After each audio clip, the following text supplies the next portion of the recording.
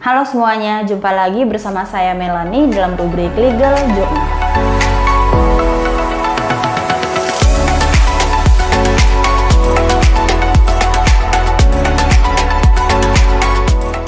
Kali ini saya akan menjawab pertanyaan dari Nur Salim yang bertanya dan meminta solusi. Bapak saya membeli tanah di orang, terus bapak saya mau balik nama menjadi nama asli bapak saya. Uang sudah di DP 5 juta. Di sini saya asumsikan bahwa ini masih DP ya, jadi belum cicil, belum juga dilunasin. Buat dari tahun 2016 sampai dengan 2021. Belum juga jadi. Gimana ya Kak? Saya harus bagaimana? Oke, jadi saya asumsikan cerita dari Nur Salim ini adalah bahwa bapaknya ini membeli tanah dari orang lain dan sudah membayar uang muka 5 juta. Setelah itu di tahun 2016 bapaknya ini mengajukan proses balik nama sertifikat, tetapi sampai tahun 2021 belum juga selesai. Jadi apa yang harus dilakukan? Jual beli itu baru dikatakan sah apabila pembeli sudah melunasi seluruh kewajibannya. Jual beli ini adalah sebuah perjanjian gitu ya, yang mana pihak yang satu ini mengikatkan diri untuk menyerahkan suatu benda dan kemudian pihak yang lain membayarnya sesuai harga yang telah disepakati oleh kedua belah pihak. Nah, pasal 1458 KUH Perdata itu mengatur dengan tegas bahwa jual beli dianggap telah terjadi antara kedua belah pihak seketika setelahnya orang-orang ini mencapai sepakat tentang kebendaan tersebut dan juga harganya. Meskipun kebendaan tersebut belum diserahkan maupun harganya itu belum dibayar. Khusus untuk barang tidak bergerak seperti tanah, maka pengalihan kepemilikan atas barang tersebut harus dilakukan dengan akta otentik sebagaimana diatur dalam pasal 616 dan 620 Kitab Undang-Undang Hukum Perdata.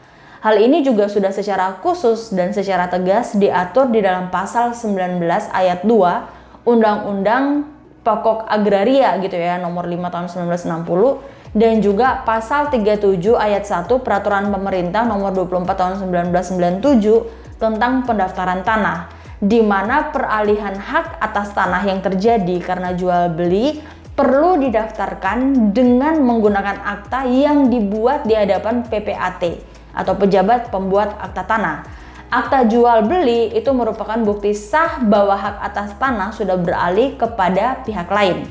Jadi kembali lagi ya, ini evaluasi buat Nur Salim ya.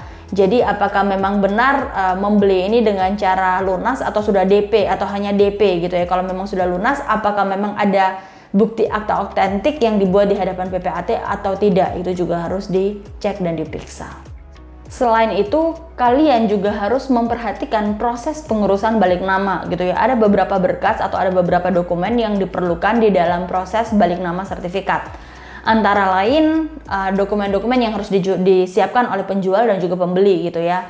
Oleh penjual itu dia harus menyiapkan sertifikat asli. Berhubung kalau seandainya ini masih dalam KPR kayak gitu ya, maka diharuskan ada surat roya yang dilampirkan begitu ya, yang dikeluarkan oleh bank. Nah, yang kedua adalah SPPT PBB asli selama 5 tahun terakhir. Jadi bukti bahwa kalian membayar pajak selama 5 tahun terakhir. Yang berikutnya adalah izin mendirikan bangunan. Kemudian salinan identitas atau fotokopi identitas diri gitu ya, kartu keluarga dan juga KTP. Kemudian surat nikah atau fotokopi gitu ya, fotokopi akta nikah ataupun akta perceraian kalau memang sudah berpisah. Kemudian salinan dari NPWP, jadi nomor pokok wajib pajak itu wajib untuk disertakan. Sedangkan dokumen yang harus disiapkan oleh pembeli itu adalah fotokopi KTP dan kartu keluarga gitu ya, jika yang beli adalah suami istri. Kalau memang sendiri ya hanya KTP dan kartu keluarga milik pribadi gitu ya. Yang kemudian adalah salinan NPWP atau nomor pokok wajib pajak, dan juga fotokopi akta perkawinan atau akta perceraian kalau memang sudah berpisah. Nah, setelah semua dokumen itu dilengkapi, maka kalian wajib membuat akta jual beli seperti yang tadi saya tegaskan di awal gitu ya. Dimana ini berarti Anda seharusnya sudah membayar lunas pembelian tanah tersebut dan para pihak sudah memenuhi semua kewajibannya, baik pihak penjual maupun pihak pembeli gitu ya.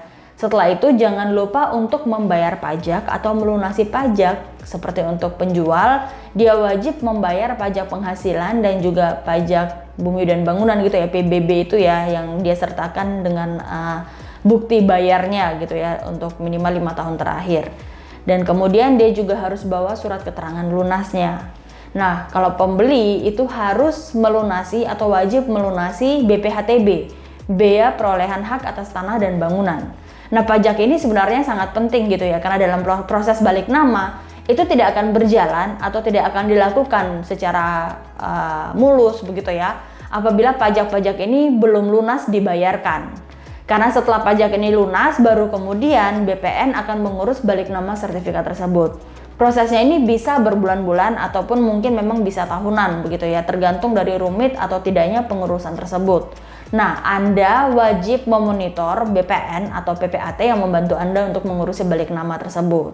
Jadi kesimpulan dari pertanyaannya Nur Salim adalah apabila memang itu pembelian itu masih dalam DP atau masih hanya membayar uang muka, maka Anda wajib untuk melunasi terlebih dahulu pembelian tersebut. Atau kalau memang pembelian itu sudah dilunasi dan kemudian DP ini artinya bahwa Anda memberikan DP kepada PPAT atau kepada notaris atau kepada siapapun gitu ya yang membantu Anda untuk melakukan pengurusan balik nama, maka Anda harus cross check terlebih dahulu apakah memang Anda sudah melunasi pajak-pajak yang memang harus dibayarkan oleh para pihak gitu ya.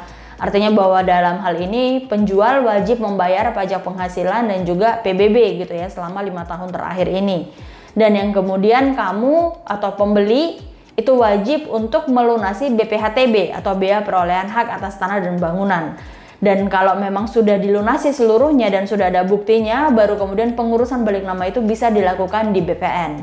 Nah, jangan sampai Anda sudah membayar DP, tetapi kemudian Anda belum melunasi pajak-pajaknya, sehingga BPN ini menunda atau belum melakukan proses pengurusan balik nama tersebut. Oke, demikian penjelasan saya di video kali ini. Semoga memberi manfaat bagi kalian yang menonton penjelasan dari video ini. Buat kalian yang belum subscribe, jangan lupa untuk subscribe, like, komen, dan bagikan video ini bagi mereka semua yang membutuhkan. Sampai jumpa di video berikutnya. Salam keadilan.